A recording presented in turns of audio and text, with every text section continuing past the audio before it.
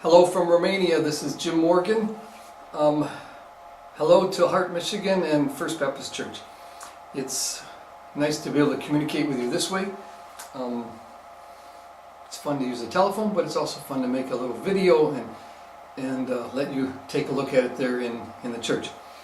The purpose of this video is to talk about First Baptist Church and my involvement with the music program there, and I want to tell you a little bit about how I came to be at First Baptist of Hart, and then a little bit about what I'm doing now here in Romania. This is my 4th year to live in this country. So let's start with how I came to be involved in at First Baptist Church, or how I came to First Baptist Church in the first place. My family started to vacation at Silver Lake. We lived in the Detroit area, the suburb of Trenton in the downriver area. And I was 5 years old when we first came to Silver Lake on vacation. And we're a Christian family from a Baptist background, and so my folks looked for a Baptist church. And it wasn't just my family, it was 3 of my mother's sisters. One of them was single, but the other 2 were married and have families. And there were some other relatives involved from other parts of the family. But I don't know how many families there were, but 4 or 5 families, maybe more, that came to Silver Lake in 1956. And I was 5 years old. So that was my first time in Silver Lake, and on Sunday we went to church at First Baptist Church of Hart. And that was the beginning of our vacations at Silver Lake every year, and through my high school graduation and beyond. And so one time a year, one Sunday morning a year, my family would be in First Baptist Church of Hart. And we were located in the downtown building at the time. And I remember very well going in there, and the people who remember our group coming in, they said we filled up a big part of the church. I don't know how many people were there, 35 or 40 from our group. But that was the first time I ever entered the door of First Baptist Church of Hart. In the 1970s, I was in my 20s, I got involved with a ministry that I'm currently serving the Lord with here in Romania. I got involved with that ministry in Florida. My aunt and uncle started this ministry before I was born. It's called Drive-In Ministries. And we built something that we called the Mobile Drive-In. It was a semi-truck that had a screen on it, could travel around the country. And we were looking for places to go. And so I said to my uncle, who was the director of the ministry, I said, how about Silver Lake? He had been to Silver Lake and knew about it well, and he said, that's a good idea. He said, pursue it. So I thought, okay, I'll pursue it. So the only thing I knew to do in the 1970s was to handwrite a letter, or I don't know if I hand wrote it or typed it, but I wrote a letter, put it in the snail mail, and to the pastor at First Baptist of Hart. And I didn't know who the pastor was. It was Earl Barker, but I didn't know at the time, and so I just addressed the letter, Dear Pastor, and said, this is who we are, we'd like to come to Silver Lake for a ministry, would you be interested in working with us? We'd like to work with a church in the area. And he wrote back and said, yes, that sounds great, why don't you come and tell us about the ministry? I was living in Florida at the time, I was going to be in Michigan for Christmas, and so on the last Sunday afternoon of the year, and I don't know, I think it was 1974, I think, I drove from Detroit to Hart, and I was a typical missionary. I had the slide projector, and I had a model of the mobile drive-in, and I had some time in the evening service to present our ministry. And I remember meeting a number of teenagers at the time.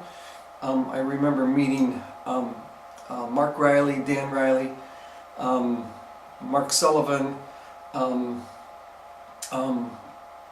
Matt Gale, and I met Gene Pearson. And everybody seemed to be interested, and so the next day we went out to Silver Lake to look for a place to operate, and we ended up operating on Gene Pearson's property at real close to Upper Silver Lake, or Gene Pearson's father's property, Harold Pearson. So that was the next summer we came to Silver Lake, and that was the first of, I don't know, 7 years or something coming to Silver Lake and working with First Baptist Church of Hart, and that's how I met people, and that's how I fell in love with First Baptist Church of Hart.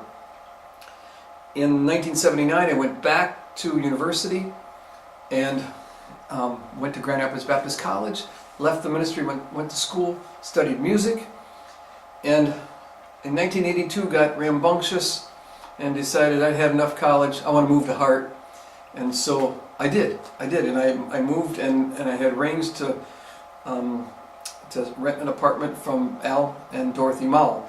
They had, I think, only one child, their oldest, Jenny, at the time. So that was in 1982, April of 1982, that I moved up to Hart, and had a little business, and so things were fun. I settled down, and I fully expected to live in that area for maybe the rest of my life. Well, it ended up being about 30 years. And in 1986, Paul and Sonia Gale left for the mission field, Brazil. And Paul had been leading the congregational singing for the church. And we said goodbye to he and his family.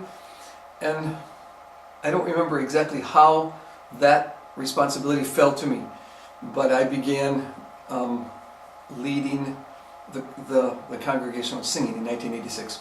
I need to go back. In the 1970s, Ruth Babbitt was directing the choir, and this was in 1976 because they were doing a musical called I Love America for the bicentennial.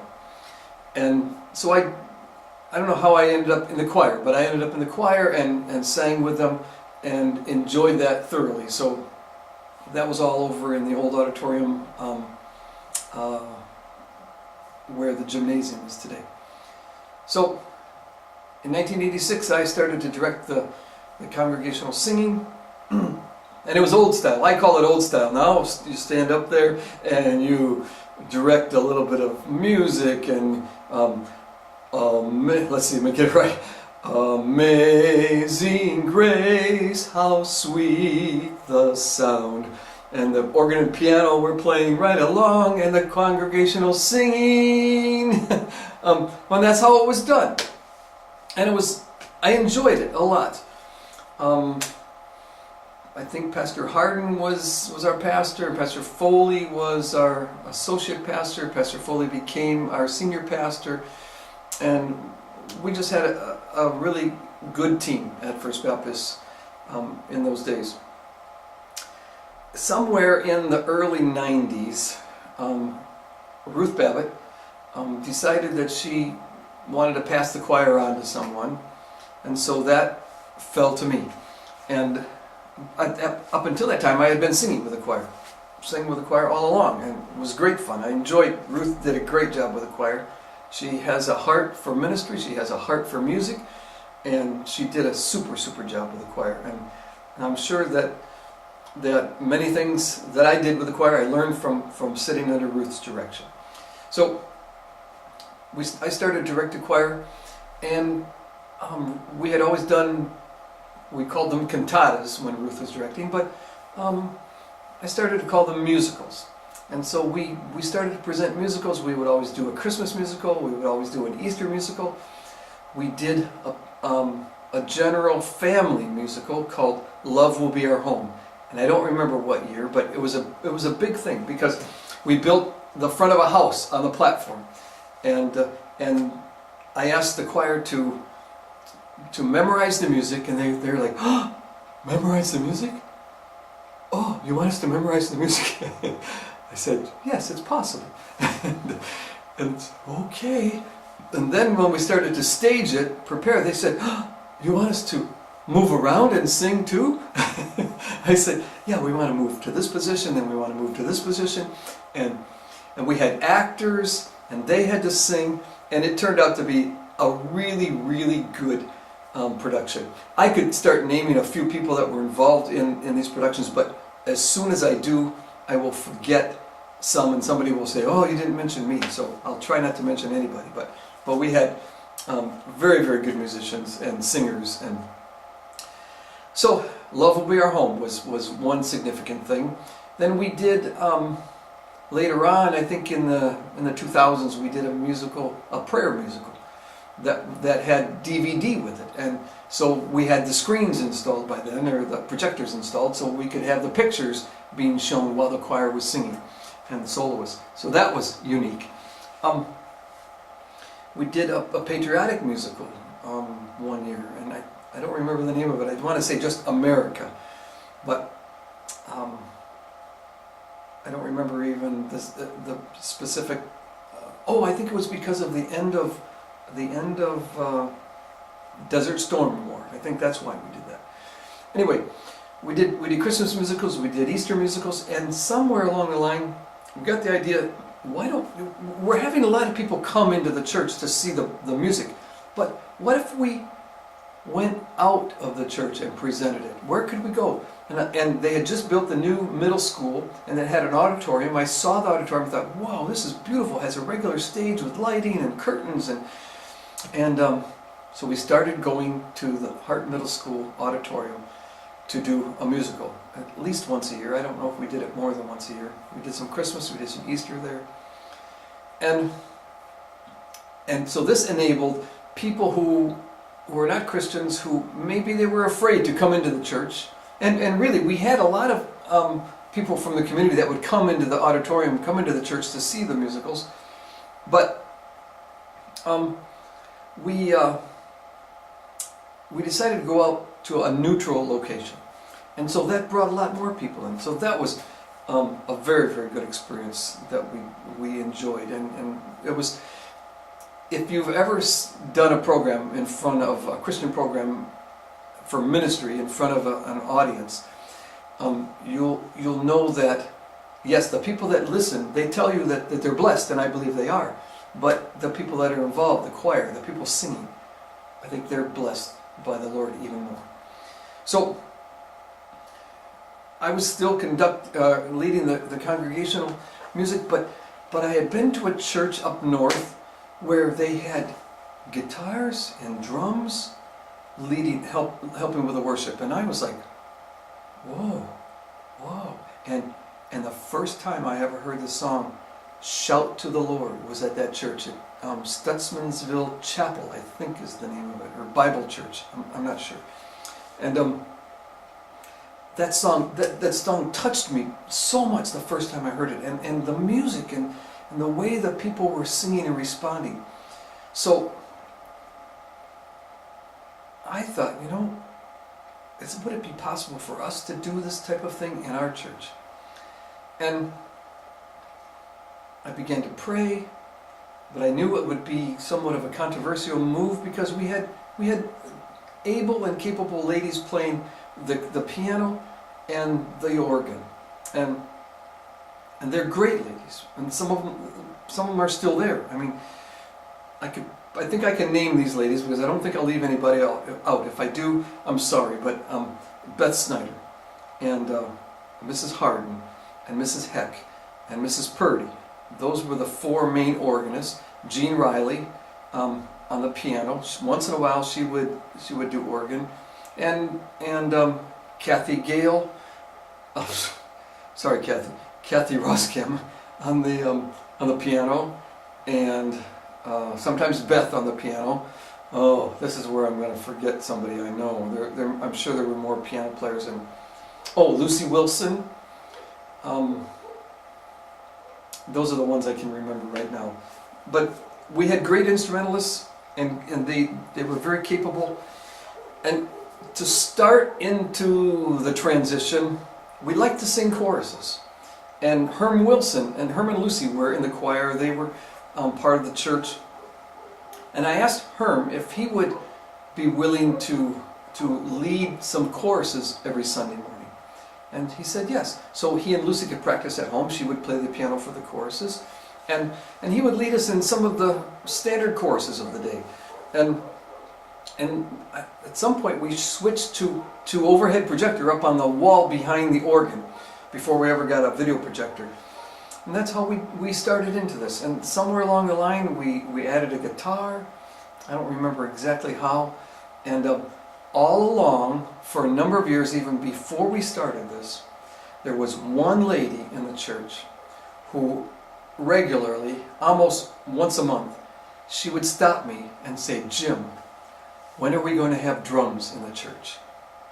And I thought in my brain, I would love to have drums, but I think it would be a little controversial. But I would tell her, I don't know. I don't know when God provides the drums and the player. And so we started into the new concept, which I called the praise team concept. And we had the singers, and we had instrumentalists. I think we started with a guitar or two, and with the keyboard. The church bought us the electronic keyboard. Ruth Ann, her last name is escaping me. Ruth Ann was involved in really the first praise teams. She sat and played the keyboard or the piano and helped to direct them and choose the songs for them to sing. And so that's how we got started in that. And we gradually moved into where we are today. I'm going to say this about the drums. I remember in the 1970s when Larry Flood came to Christ. He had been playing drums in a band, and a secular band, a rock band, and they played in bars and clubs and stuff. And when he came to Jesus, I don't know how he decided that he shouldn't play the drums anymore. But that's what happened. And okay, that was fine. We didn't have drums in the church in that time, but you know, when we got drums in the church, that gave Larry an opportunity to use his talent for the Lord. And otherwise his talent was sitting dormant and not being used. And so I think this is a great thing. Also, in all the years before we started the praise team concept, we never had a young person, while I was involved with the music program, we never had a young person come forward and say, "I want to learn how to play the organ." We had young people who learned how to play the piano, and the Gale girls are part of that.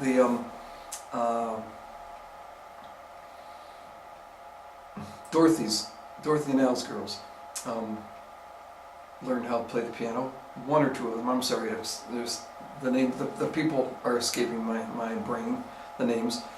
And Paula and Cal's oldest daughter learned how to play the piano. So that's great. That's an instrument that young people want to learn how to play, but nobody ever wanted to learn how to play the organ. So when we started the praise team concept, all of a sudden, teenagers, young people, children were coming out of the woodwork saying, "I want to learn how to play the guitar." And then we started with drums, and I want to learn how to play the drums. And one of the direct results of that, I believe, is Tony Peterson, who started with guitar, I believe, and then he changed to bass. I believe that's correct. Tony, tell me when I get home for Christmas if I'm wrong. So the praise team concept has opened the doors for many more people to be involved, and I'm thankful for that. And I like the style of music, and I know that can be a controversial statement, not just in our church, but any church that has gone through the growing pains of music and changing from one style to another. But I will just say this to those who are leading the music now: be sensitive about using some of the hymns. Blend them with some of the newer songs, but don't leave out the hymns, because the folks my age and older, those are the songs that they have buried deep in their hearts and in their heads, and they know those words. They don't need to open a book to sing those songs. But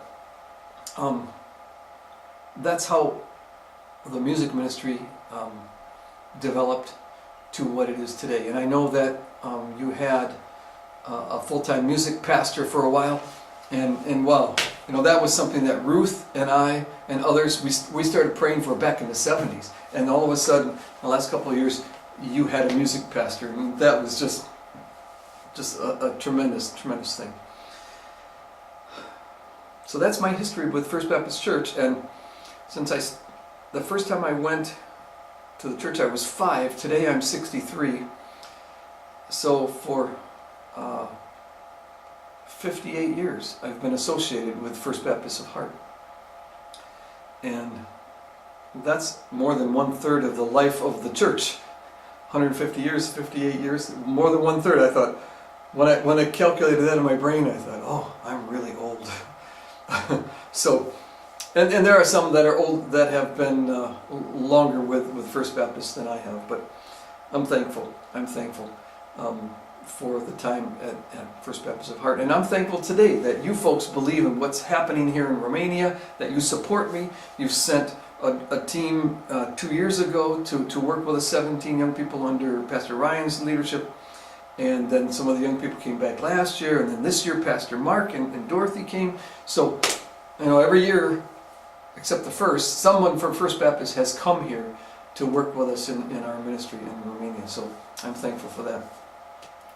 2008, I took a trip to Romania all by myself to meet young people I had been witnessing to on the internet. Came home, and the very first day, God started speaking in my heart, and it took me about 5 days to realize God was saying, Jim, Romania. I want you to go to Romania. And I argued for 40 days and talked to pastors, and they said, yeah, maybe God is calling you to be a missionary. And so January 15th, 2009, I said yes to the Lord. And ever since then, life has been an incredible adventure. And I just am so thankful to be here. I'm thankful for you people that support me so faithfully and pray. And it took about 2 years to raise support. In January of 2011, I began the move. Here to Craiova in Romania. And I'm sitting in my apartment today that I've been in for 4 years, or almost 4 years. So it's a great apartment. It has 3 bedrooms. And the first year, my young man who turned out to be my number one helper, Theo, started to stay here, mostly because I had to go home, because I didn't have a visa yet. I had to go home for 3 months. And so I asked him to stay in the apartment while I was gone. And when I got back, he said, Jim, is it okay if I just stay here? I moved all my stuff here. And I said, sure, why not? So that's how it came to pass that young people started to stay in my apartment. And Theo was going to university. The next year we had another young man, Miller, stay with us. And then the next year we added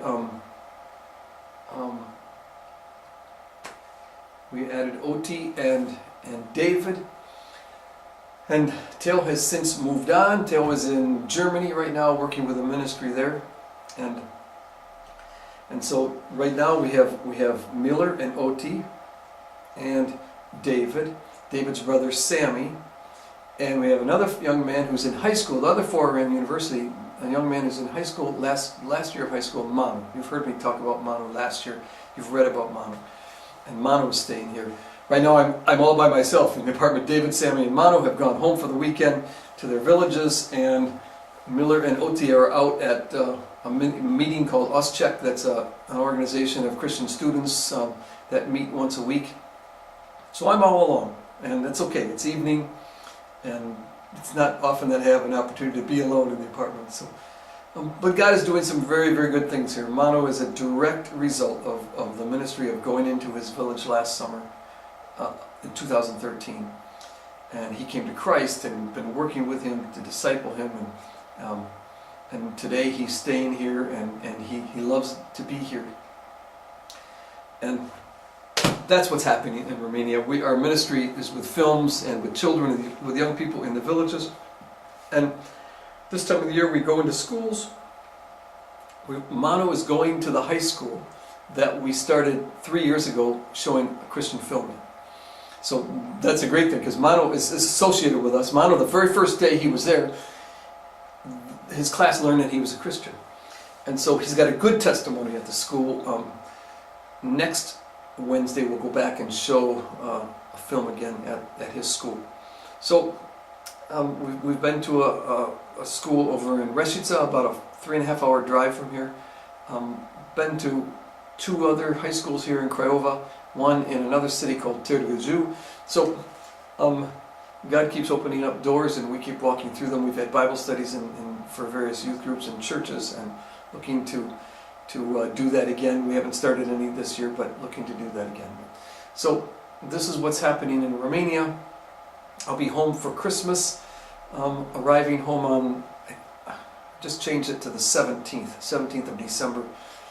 I'm going to announce right now that I'm going to try to bring Mano with me. We got him started, we did all the paperwork for a passport for him. He just turned 18 the first part of this month. And got a passport, did all the paperwork for the passport. That comes on November 3rd. And then we'll work on a visa to get him to come to the States.